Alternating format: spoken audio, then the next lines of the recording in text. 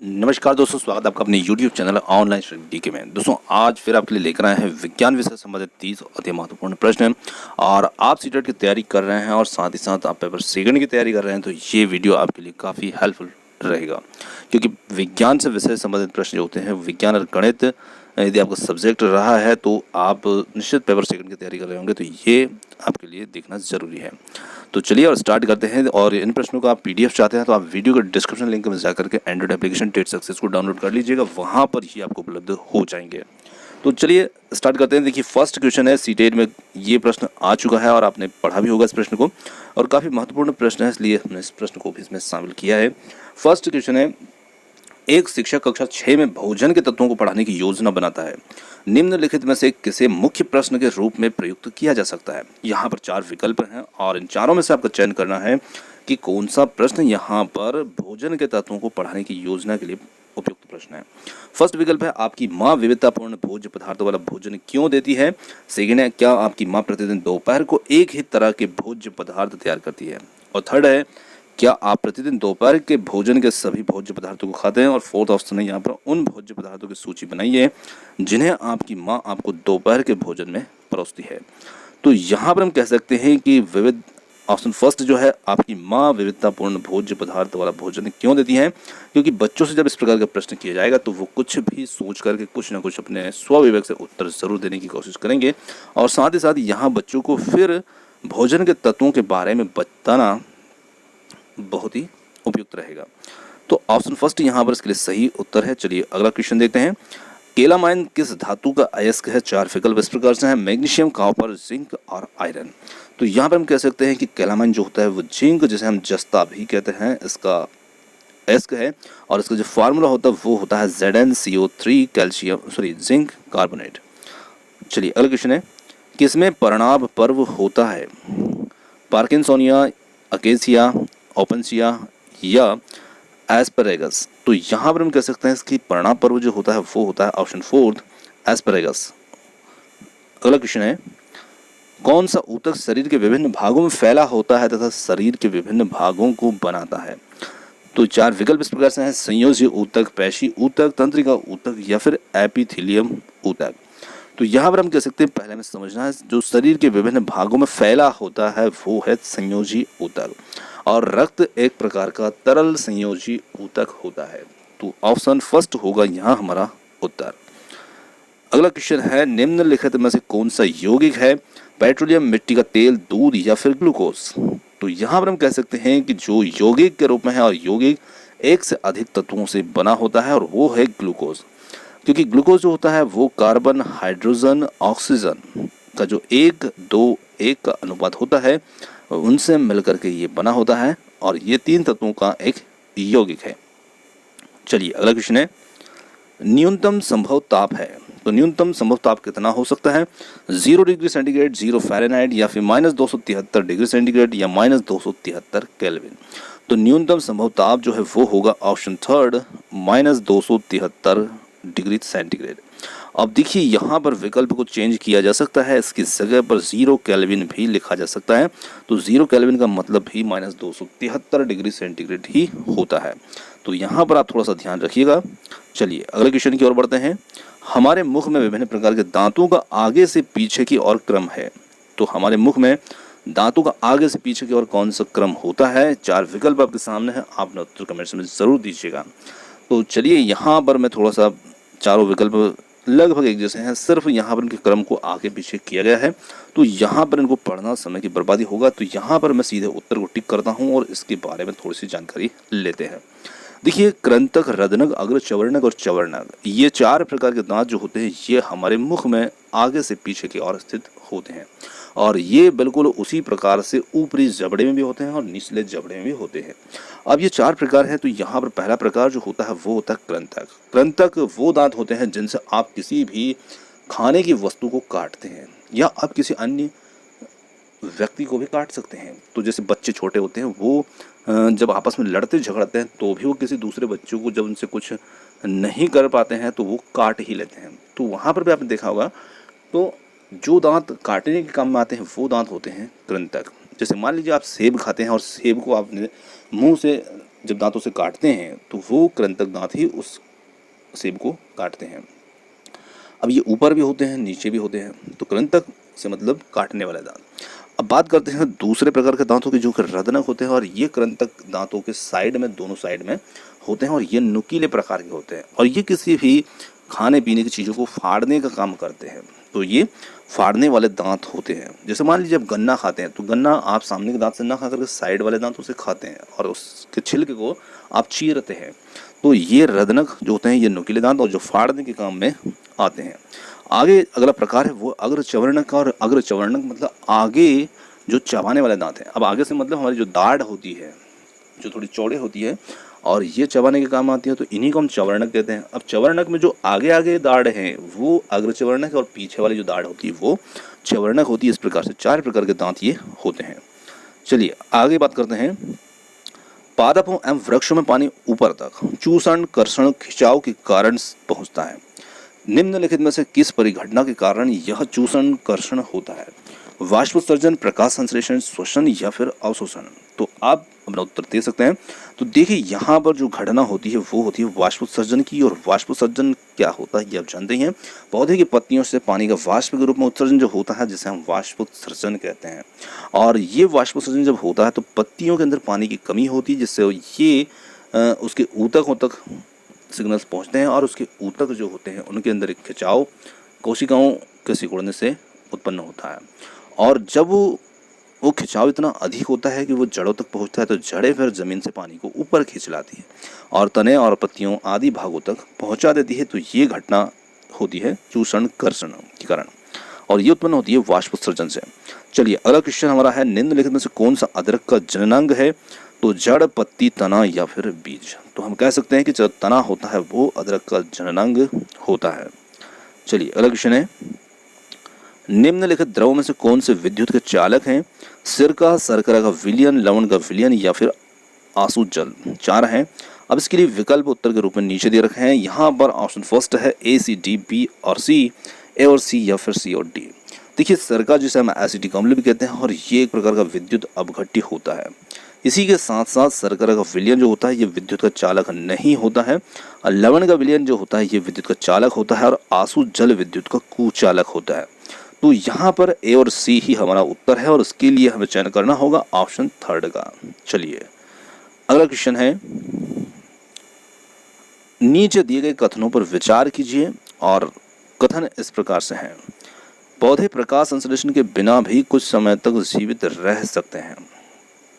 Option B है, कथन B है, पौधे श्वसन के बिना भी कुछ समय तक जीवित रह सकते हैं। देखिए श्वसन के बिना तो कोई भी जीवित नहीं रह सकता है। ऑप्शन सी है, कथन सी है, पौधों के जीवित रहने के लिए प्रकाश संश्लेषण और श्वसन दोनों ही होना आवश्यक है। तो बिल्कुल सही बात है, क्योंकि प्रकाश संश्लेषण से उनको भोजन मिलता है और श्वसन से उनकी जैविक क्रियाएं चलती है। कथन डी है, दिन के समय प्रकाश संश्लेषण और श्वसन पौधों में होने वाली समक्षणिक प्रक्रिया है।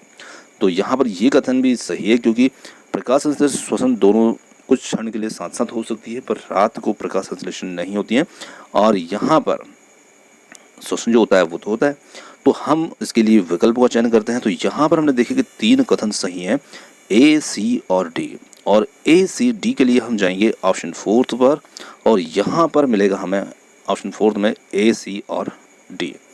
तो यहाँ पर ये हमारा उत्तर होगा। चलिए अगला क्वेश्चन है, मान लीजिए कि आप एक किसान हैं और उस क्षेत्र में रहते हैं जहाँ की मृदा काली है, और यदि आपके क्षेत्र की जलवायु उष्ण है और आप अपने खेतों में रेशे प्रदान करने वाले पौधों को उगाना चाहते हैं, तो आप निम्नलिखित में से किसे प्राथमिकता देंगे? नारियल, रेयान, जूट या फिर कपास? तो यहाँ पर हम कह सकते हैं कि काली मिट्टी, यहाँ से आपको हिंट मिलती है, और काली मिट्टी के लिए जो फसल होती है कपास, ये सबसे उपयुक्त होती है, और साथ ही साथ जो क्षेत्र की जलवायु है वो भी उष्ण है। तो यहाँ पर हम कह सकते हैं कि कपास का चयन हम करेंगे, ऑप्शन फोर्थ यहाँ हमारा उत्तर होगा। अगला क्वेश्चन है, विषम को चुनिए। अब यहाँ पर 3 समान है या 3 अलग हैं, और 3 समान है और 1 अलग है। अंडा, भ्रूण, अंडाणु, युग्मक। तो यहाँ पर हम कह सकते हैं कि जो भ्रूण है वो यहाँ पर अलग होगा, क्योंकि अंडा, अंडाणु और युग्मक ये तीनों लगभग एक जैसे समानता वाले हैं, और भ्रूण जो होता है वो नर युग्मक और मादा युग्मक के संयुग्मन से बनता है, युग्मन जिसे हम भ्रूण भी कहते हैं। तो यहाँ पर ऑप्शन सेकंड जो होगा ये हमारा उत्तर होगा। चलिए अगला क्वेश्चन देखते हैं। अगला हमारा क्वेश्चन है, निम्नलिखित में से कौन सा उच्च प्राथमिक स्तर पर विज्ञान शिक्षण का मुख्य उद्देश्य है? महत्वपूर्ण तथ्यों तथा सूत्रों को सीखना, और सेकंड है अध्याय के अंत में दिए गए अभ्यासों को हल करने में निपुणता विकसित करना, थर्ड है तार्किक चिंतन को बढ़ावा देना, और फोर्थ है वैज्ञानिकों के नाम और वैज्ञानिक खोजों को याद करना।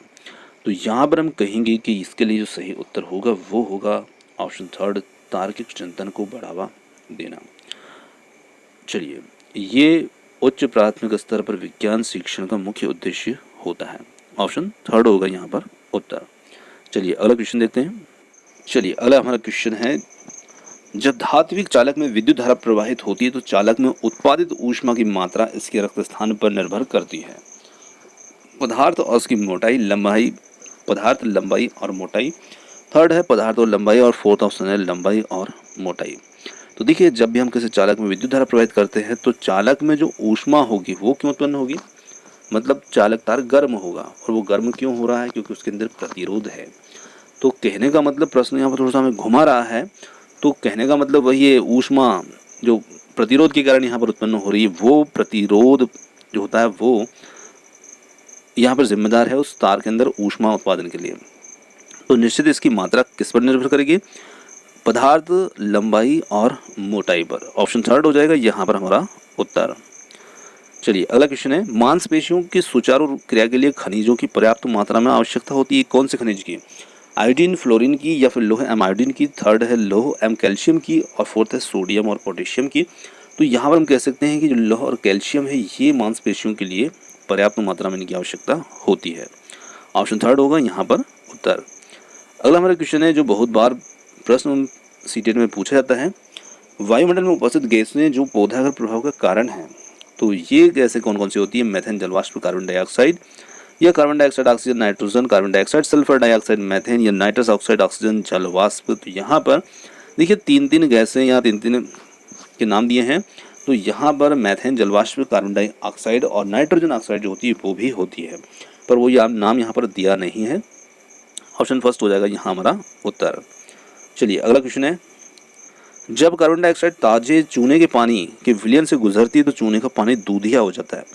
चूने के पानी का दूधियापन रक्त स्थान के कारण दिखाई देता है। अब किसके कारण ये दिखाई देता है?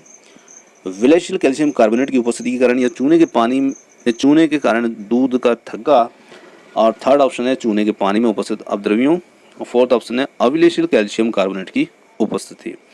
तो यहाँ पर हम कह सकते हैं कि विलयशील कैल्शियम कार्बोनेट की उपस्थिति होती है चूने के अंदर, और इसी वजह से जब कार्बन डाइऑक्साइड उसमें गुजरती है तो वो चूने का पानी जो होता है वो दूधियापन का रक्त इसी के कारण से होता है। तो ऑप्शन फर्स्ट जो होगा ये हमारा उत्तर हो जाएगा। चलिए अगला क्वेश्चन है, विज्ञान शिक्षण में रचनावाद उपागम रिक्त स्थान की ओर संकेत करता है। विद्यार्थियों को अधिक से अधिक पठन सामग्री उपलब्ध कराने, या फिर सेकंड है कमजोर विद्यार्थियों को अतिरिक्त शैक्षणिक सहायता उपलब्ध कराने। थर्ड है समस्या समाधान में विभिन्न गणितीय सूत्रों का अनुप्रयोग कराने। फोर्थ ऑप्शन है विद्यार्थियों को अनुभविक अधिगम उपलब्ध कराने। तो यहाँ पर हम कह सकते हैं कि विज्ञान शिक्षण में जो रचनावाद उपगम होता है ये विद्यार्थियों को अनुभविक अधिगम उपलब्ध कराने हेतु की ओर संकेत करता है। चलिए अगला क्वेश्चन है, वह गैस जो रक्त में कार्बोक्सी हीमोग्लोबिन बनाती है और जिससे दम घुटता है। Carbon monoxide, nitrogen, carbon dioxide, या क्लोरोफ्लोरोकार्बन। तो यहाँ पर हम कह सकते हैं कि वो गैस तो होती है कार्बन मोनोऑक्साइड, CO गैस। चलिए अगला क्वेश्चन है, अगला हमारा क्वेश्चन है, आमतौर पर खाद्य सामग्री को रखने के लिए PET बोतलों का और जारों का प्रयोग किया जाता है, और पीट रक्त स्थान का सुपरिचित प्रकार है। रेयान, कृत्रिम रेशा, या फिर पॉलीएमाइड, या फिर पॉलिएस्टर, या फिर ऑप्शन फोर्थ है एक्रेलिक। तो यहाँ पर हम कह सकते हैं कि ये पॉलिएस्टर का एक सुपरिचित प्रकार है। ऑप्शन थर्ड हो जाएगा यहाँ पर हमारा उत्तर। चलिए अगला क्वेश्चन देखते हैं। अगला हमारा क्वेश्चन है, विज्ञान शिक्षण में परियोजना पद्धति के लिए सबसे ज़्यादा उपयुक्त है। तो देखिए परियोजना जिसे हम प्रोजेक्ट की पद्धति कहते हैं उसके लिए सबसे ज़्यादा उपयुक्त विकल्प यहाँ पर कौन सा है? विद्यार्थियों के तर्कना कौशल को दृढ़ करने में या कार्य करने की वैज्ञानिक पद्धति को बढ़ावा देना। थर्ड है विज्ञान में आधारभूत संकल्पनाओं की समझ को बढ़ावा देने, और फोर्थ है विद्यार्थियों की अंक संबंधी या अंक की योग्यता को समुन्नत करने। तो यहाँ पर हम कह सकते हैं कि प्रोजेक्ट पद्धति में कार्य करने की जो वैज्ञानिक पद्धति होती है उसको बढ़ावा दिया जाता है, क्योंकि जिस प्रकार से एक वैज्ञानिक जो होता है वो अपने उद्देश्य की ओर आगे बढ़ करके अपने लक्ष्य को प्राप्त करते हैं, उसी प्रकार से प्रोजेक्ट पद्धति में शिक्षार्थी जो होता है, विद्यार्थी, वो भी उसी सोच के साथ में आगे बढ़ता है और वैज्ञानिक पद्धति को उससे बढ़ावा मिलता है।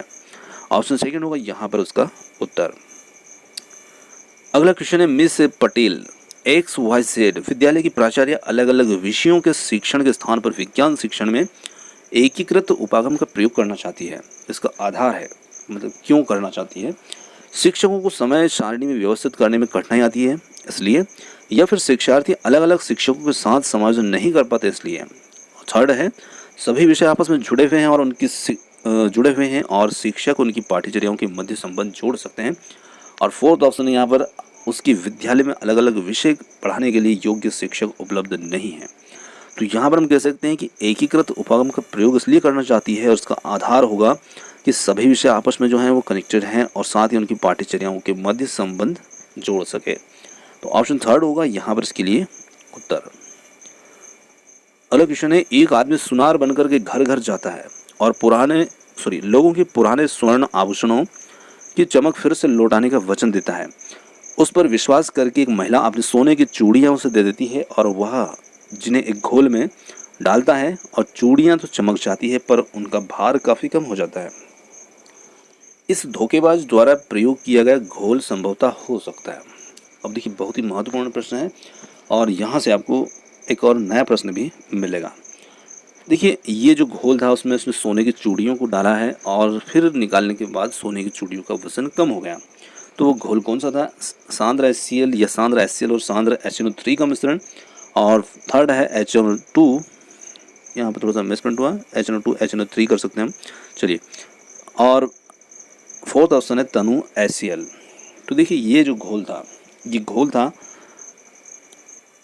ऑप्शन सेकेंड सांद्र HCl और सांद्र HNO3 का मिश्रण, और इसे हम एक्वारेजिया भी कहते हैं।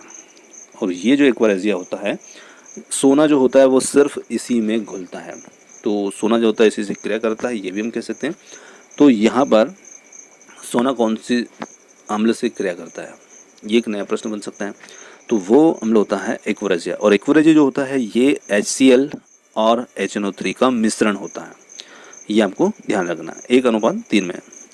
चलिए अगला क्वेश्चन है जब उच्चतर कक्षा के बच्चे शोध कार्य करते हैं तो शिक्षक को जिस मुख्य समस्या से जूझना पड़ता है वह है पब्लिक पुस्तकालय का सहयोग प्राप्त करना, सेकेंड है बच्चों को नकल करके विश्वकोश और पुस्तकों के शब्दशः उतारने से रोकना एवं प्रभावी तरीके से उनका मार्गदर्शन करना, थर्ड है उपयुक्त सामग्री खोजना और इंटरनेट पर विद्यालय पुस्तकालय का समय का सूचीकरण करना।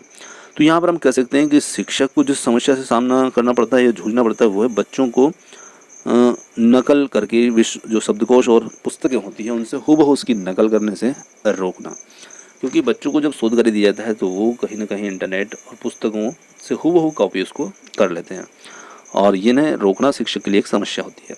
चलिए अगला क्वेश्चन है आहार नल का वह कौन सा भाग है जो यकृत से पित्तरस ग्रहण करके इसे पित्ताशय में संग्रहित करता है, क्षुद्रांत, अग्नाशय, आमाशय या फिर ग्रसिका।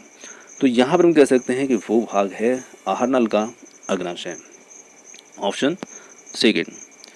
चलिए अगला क्वेश्चन है निम्नलिखित में से किस पाठ में पहले सामान्य नियम स्पष्ट किए जाते हैं और उसके बाद उदाहरण दिए जाते हैं। तो वो कौन सा पाठ होता है, संज्ञानात्मक पाठ, कौशल पाठ, निगमनात्मक पाठ या फिर आगमनात्मक पाठ। तो वो होता है निगमनात्मक पाठ, ऑप्शन थर्ड। चलिए अगला क्वेश्चन लेते हैं उर्वरकों में उपलब्ध फसलों के लिए पोषक हैं नाइट्रोजन, फास्फोरस और आयरन, सेकेंड है नाइट्रोजन, सोडियम, पोटेशियम, थर्ड है नाइट्रोजन, पोटेशियम और आयरन, और फोर्थ ऑप्शन है नाइट्रोजन, फास्फोरस, पोटेशियम। तो यहाँ पर हम कह सकते हैं कि पौधों के लिए या फसलों के लिए जो उर्वरक के रूप में उपलब्ध है वो होता है नाइट्रोजन, फास्फोरस और पोटेशियम, ऑप्शन फोर्थ होगा यहाँ पर उत्तर। चलिए अगला क्वेश्चन है विज्ञान में पाठ्यचर्या योजना के विषय में निम्नलिखित में से कौन सा सर्वाधिक उपयुक्त है। यह प्रत्येक सत्र के लिए प्रत्येक कार्य इकाई का विवरण देती है, पूर्व अधिगम पर निर्मित करने के लिए प्रत्येक पाठ के विशिष्ट अधिगम उद्देश्यों की योजना बनाने के लिए की जाती है। थर्ड है प्रत्येक सत्र में किए जाने वाले वैज्ञानिक प्रकरणों को निर्धारित करने के लिए की जाती है। और फोर्थ है वैज्ञानिक अध्ययन को दूसरे विषय क्षेत्रों के कार्य के साथ जोड़ने के लिए की जाती है। तो यहाँ पर हमारा जो उत्तर होगा वो होगा ऑप्शन सेकेंड, पूर्व अधिगम पर निर्मित करने के लिए प्रत्येक पाठ के विशिष्ट अधिगम उद्देश्यों की योजना बनाने के लिए की जाती है। चलिए अगला क्वेश्चन है, विज्ञान में रिक्त स्थान के लिए प्रायोगिक कार्य पर बल दिया जा सकता है। विद्यार्थी की समय पाबंदी और नियमितता की सही तरह जांच करने के लिए, या फिर सैद्धांतिक संकल्पनाओं की सत्यता की जांच करने में विद्यार्थियों की सहायता करने, और थर्ड है विद्यार्थियों के द्वारा प्राप्त किए गए अंकों के प्रतिशत सुधारने में, या फिर फोर्थ ऑप्शन है लिखित रिकॉर्ड कर रखने की आदत का विकास करने में विद्यार्थियों की सहायता करने में। तो यहाँ पर हम कह सकते हैं कि जो सैद्धांतिक संकल्पनाएं होती हैं उनकी सत्यता की जांच करने में विद्यार्थियों की सहायता करने में प्रायोगिक कार्य जो होते हैं वो होते हैं। ऑप्शन सेकंड होगा यहाँ इसके लिए सही उत्तर। तो दोस्तों ये थे आज के हमारे विज्ञान से संबंधित 30 अति महत्वपूर्ण प्रश्न। और प्रश्न आपको कैसे लगे कमेंट्स करके ज़रूर बताइएगा, और वीडियो पसंद आता है तो वीडियो को लाइक शेयर और चैनल को सब्सक्राइब करना मत भूलिएगा। और आपने हमें इतनी देर तक सुना उसके लिए बहुत बहुत धन्यवाद। Thank you so much. और बहुत जल्द ही मिलते हैं नए किसी एक और वीडियो के साथ।